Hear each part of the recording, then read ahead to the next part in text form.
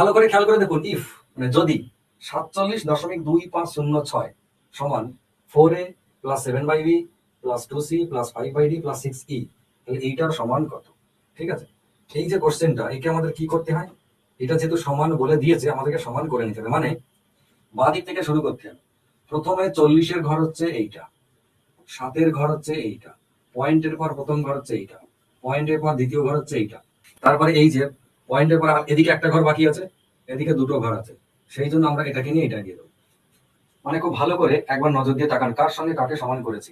যদি এইটা সমান এইটা হয়, মানে মাঝে সমান চিহ্ন যেটা দেওয়া আছে এটাই কিন্তু আপনাকে বলে দিচ্ছে যে আপনার বাঁ দিকটা সমান ডান দিকটা হতে হবে এবং হবেই, এর কোনো দ্বিমত নেই।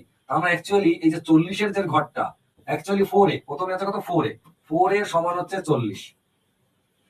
ঠিক আছে, আমি একটু বাঁ দিক থেকে করি, সেটা হচ্ছে 4a, এইটা সমান 40। তারপরে পরে কিন্তু 7/b, 7/b সমান হচ্ছে এই ঘরটা মানে 7, অনলি 7। তারপরেরটায় 2c, এখানে 2c সমান কোন দশমিকের পর এক ঘর, এটা সমান 0.2, 2c সমান। তারপর এটা 5/d, 5/d সমান কোনটা, 5/d সমান এই 5, 5 মানে অ্যাকচুয়ালি ওর পজিশন কি, ওর পজিশন 0.05, 0.05 হচ্ছে পজিশন। নেক্সট হচ্ছে 6e, 6e সমান কত, 6e সমান 0.0006, 0.0006, এটা হচ্ছে 6e। ক্লিয়ার হয়েছে? মানে এদের এক একজন, আমরা যেমন এই দিক থেকে কি করতাম, একক দশক শতক হাজার অযুত এরকম করতাম না, এই জিনিসটা হচ্ছে একদম পরপর সেইভাবেই সাজাতে হয়। এবার খেয়াল করে দেখুন, 4 এর সমান যদি 40 হয় তাহলে এ সমান কত, এ সমান হচ্ছে 10।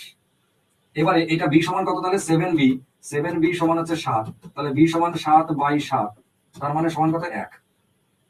বেশ, 2c সমান এইটা, তাহলে c সমান কত 0.2/2। ঠিক আছে, তাহলে এটা সমান কত হবে 2/10, মানে 1/10। যদি আমরা দশমিক তুলে দিয়ে নিচে 10 দিয়ে গুণ করি, এই দশমিকটা তুলে দিই, তাহলে কত হবে 1/10, 1/10 মানে কত, 1/10 মানে 0.1। ঠিক আছে, বেশ।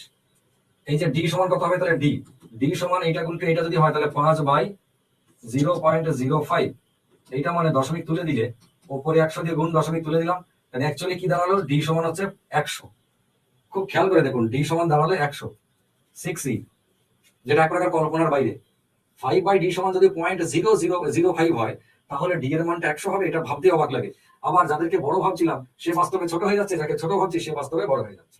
6e, তাহলে ই সমান কত, ই সমান হচ্ছে 6 যদি কেটে যায় তাহলে কত থাকছে, 1/1, পরে 4টে শূন্য মানে 0.0001, এটা যেটা দাঁড়ালো। এবার ভালো করে তাকিয়ে দেখুন যে মান কটা আমি বার করেছি, সেটা হচ্ছে এর মান 10, বি এর মান 1, সি এর মান হচ্ছে 0.01, ডি এর মান হচ্ছে 100, আর ই এর মান এইটা।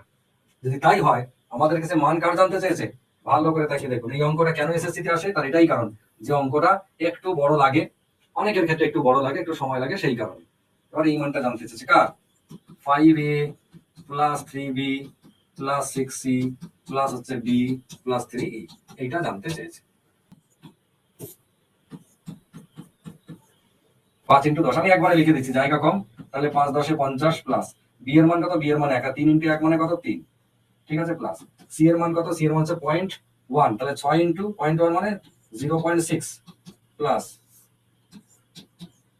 ডি এর মান কত, ডি এর মান হচ্ছে 100 প্লাস ই এর মান কত, ই এর মান 0.0001, 3 × এটা মানে একেবারে 0.0003, এইটা হয়ে গেল। তাহলে ফাইনাল উত্তর হচ্ছে 100, 150, 153 দশমিক সামথিং, 153 দশমিক সামথিং কি আছে, অপশন সি এটা উত্তর। আর আপনি যদি যোগ করেন ওটাই হবে 153.6003।